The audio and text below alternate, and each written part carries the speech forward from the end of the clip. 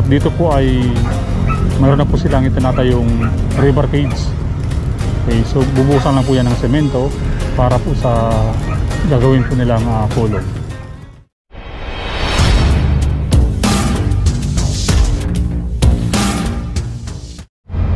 Isang mapagpalang araw sa ating lahat. Muli nagbabalik donsolvlog.ph at nandito po tayo ngayon sa kahabaan ng Antipolo Street. At samahan niyo po ako sa ating panibagong update, panibagong araw patungkol po dito sa itinatayong NLEX SLEX connector. At ito pong tinutumbok po natin ay ito po yung papuntang G Tuason. Okay, at nasa panulukan po tayo ngayon ng Fajardo Street at ng Loyola Street. Okay, so ayun po yung PNR Espanya Station. Okay, dito po sa kahabaan ng Antipolo Street ay nilagyan na po nila ng concrete barrier at may bakod na rin pong mga yero. Ang nakadaan lamang po dito ay mga motorsiklo o kaya mga tao lang kasi makitid.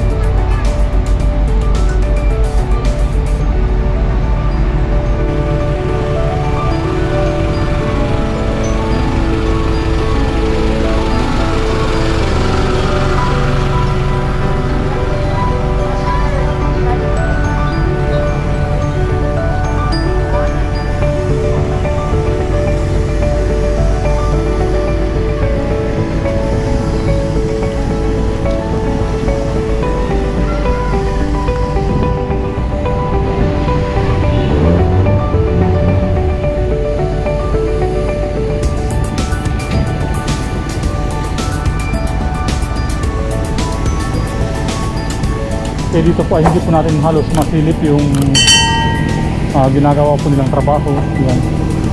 May bakod na po kasi ditong yero. Yan.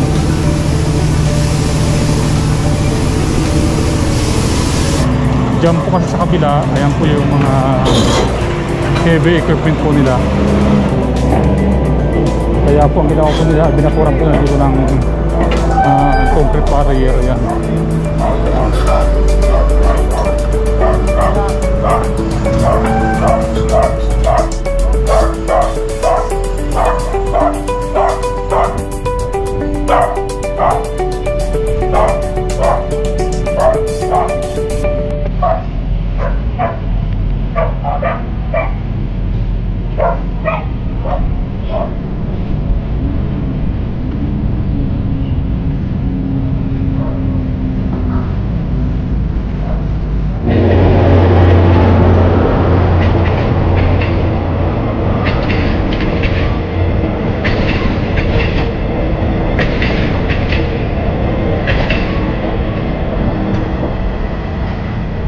Okay, sinunod po tayo ngayon sa panulukan ng Conrades Street at nasa kahabaan pa rin po tayo ng release ng tren.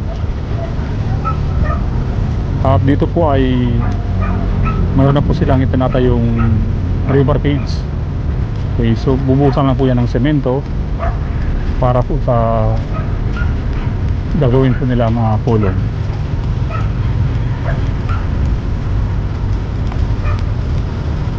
Ayan po yung crawler crane.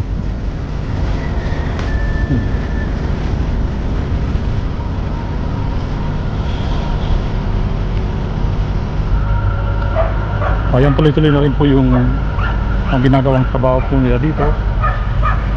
Ayan po yung drilling rig machine, gamit pang butas o panghugay.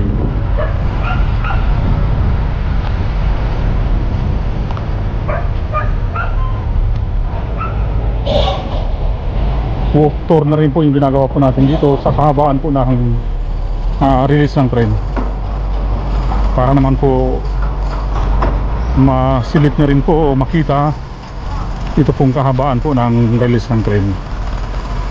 Ito nga palang tinutumbok po natin, ito po yung papuntang Espanya.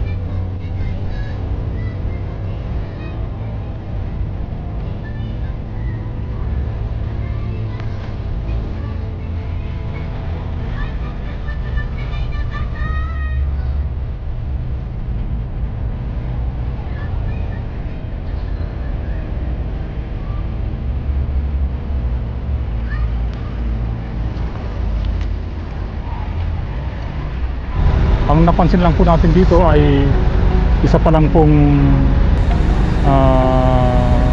river cage ang naitatayo po nila para po sa gagawin po nilang kulong. Kaya yan po, oh.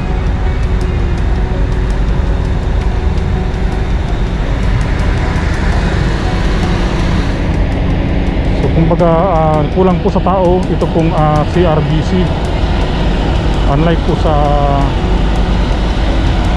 mga tao sa DMCI ay napakarami po, kaya naman po ay napakabilis po na kanilang trabaho. Unlike po dito, halos bilang lang po yung mga trabahador po dito.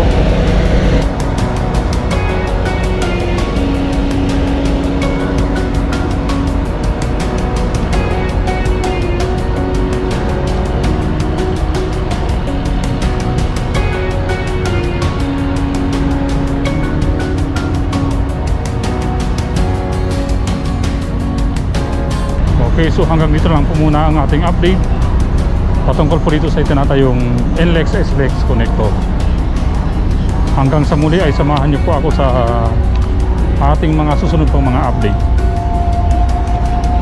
Maraming salamat at God bless us all.